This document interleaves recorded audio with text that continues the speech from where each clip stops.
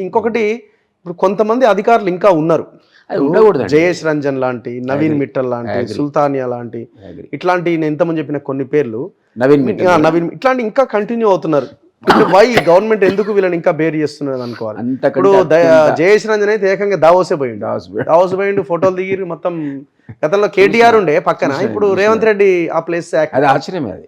ఎందుకంటే ఇవన్నీ నేను ఇంతకుముందు ప్రతి చర్యను పబ్లిక్ గమనిస్తారు, అందులో అనుమానమే లేదు. ఇది చర్చకు వస్తుంది.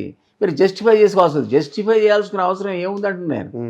సీఎం లెవెల్లో ఉన్న వాడికి, ఎవరికైతే అంత అగ్రెసివ్ బ్యాక్గ్రౌండ్తో వచ్చిన వాడికి, మార్పు గురించి ప్రజలు ఆయన విశ్వసించి ఈరోజు మార్పు కోరి ఇచ్చిన సందర్భంలో ఈ పాత వాళ్ళు ఈ చెత్త సరుకు అంతా మనకు ఎందుకు, మరి ఏ కారణం చేత ఆగుతున్నాడో, మరి మాస్ ట్రాన్సాక్షన్ చేస్తాడో నాకు తెలియదు. కానీ అంటే ఇప్పుడు ఏమన్నా ఉంటుందా సార్, ఇప్పుడు వాళ్ళు గతంలో పనిచేశారు కాబట్టి మనకు కొంత ఎక్స్పీరియన్స్ వచ్చేదాకా వాళ్ళు ఉంటే అట్లా ఏమన్నా ఉంటుందా? ఉంటుంది. ఆ రికార్డ్స్, ఇన్ఫర్మేషన్ వాళ్ళు కనుక అంటారు కదా, కేసులలో అప్రూవర్గా మారిండని.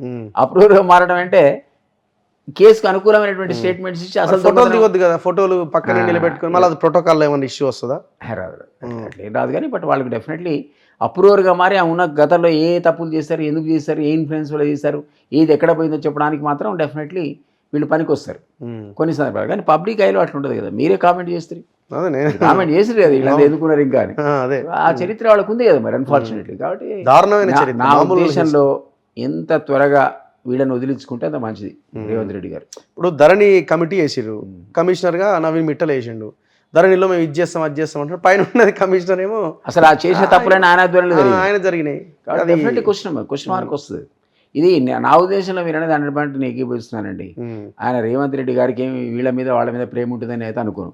ఎందుకంటే ఇవన్నీ కూడా ఆయనకి మనకంటే ఎక్కువ క్రిటిసైజ్ చేసి దాన్ని విమర్శించిన వాడే. కాబట్టి ఇప్పుడు మార్పు తీసుకురావద్దాం అనుకుంటున్నాడు, ప్రజలకు అనుగుణమైనటువంటి మార్పులు తెద్దాం అనుకుంటున్నాడు. కాబట్టి దాంట్లో భాగంగా ఇట్లాంటి వాళ్ళని ఎంత త్వరగా పక్క పెడితే అంత మంచిది. నాకు కాళేశ్వరం రివ్యూలు చూస్తే ఎవరైతే దొంగలని 5 ఏళ్ళుగా ప్రొజెక్ట్ అయ్యారో వాళ్ళే పక్కన పెట్టుకొని రివ్యూ చేస్తున్నారు. అంటే ఇప్పుడు తప్పదులేండి, ఇనిషియల్గా మీరే అన్నట్టు అసలు ఏం జరిగింది, ఎందుకు జరిగింది, దాని అసలు ఏంటి వ్యవస్థ, గతంలో జరిగిన మొత్తం ఇన్ఫర్మేషన్తో వాళ్ళే వెలుగుతారు. ఆ తర్వాత within short span 1 or 2 months లోపల వాళ్ళని తీసేస్తేనే కరెక్ట్. అది ఎంతకంటే ఎఫిషియెంట్ ఆఫీసర్స్, ఆనెస్ట్ ఆఫీసర్స్ ఎంతోమంది ఉన్నారండి మన రాష్ట్రంలో. ఆకునూరు మురళి కుర్చీ ఏది, టేబుల్ లేదు. అవును పాపం, ఆయన కూర్చొని ఎక్కడ ఆర్కీవ్స్ అంటారు కదా, ఆ డిపార్ట్మెంట్లో కూర్చున్నాడు, ఆర్కైవ్స్ డిపార్ట్మెంట్లో. చికాకు పుట్టి రిజైన్ చేసి పారేశాడు. అక్కడ ఆంధ్రాలో పోతే అద్భుతమైనటువంటి ఫలితాలు చూపించాడు స్కూల్ ఎడ్యుకేషన్లో. సో అట్లాంటివంటి పట్టుకొచ్చి అడ్వైజర్గానో లేకపోతే ఇట్లాంటి దానికి పెడితే ఆయన బ్రహ్మాండమైన పని చేయాలి కదా. విన్నాం కూడా, పేపర్లో వచ్చింది, ఆయన మంచి పోస్ట్ ఇస్తున్నారు, ఇస్తే సంతోషం. అట్లా